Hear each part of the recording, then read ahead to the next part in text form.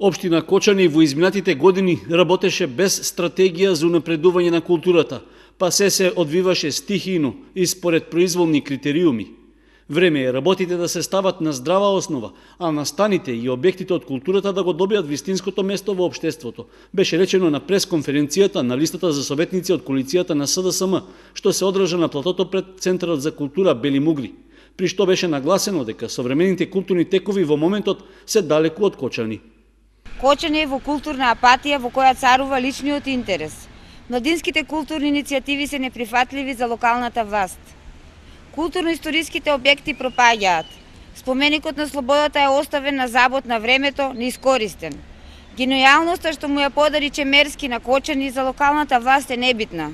Општината ја водат лица што немаат сенс за неговото значење.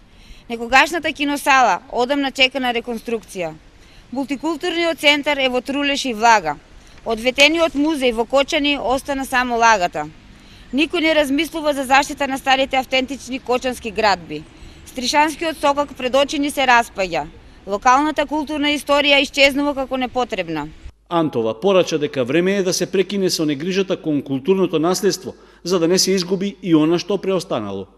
Кочани конечно да добие музеј. Лукубија и споменикот на слободата да бидат култно место. Да го вратиме театарскиот живот, да покажеме човечки однос кон идните генерации, грижејќи се за културното наследство.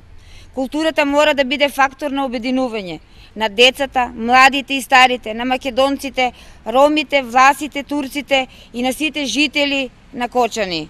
На крајот од обраќањето Антова ги повика граѓаните да се запознаат со проектите од културата и другите сфери на општествениот живот што ги нуди коалицијата што ја предводи СДСМ. Дел од нив, рече таа, ќе бидат представени и на митингот што ќе се одржи в сабота на платото во трговскиот центар со почеток од 20 часот.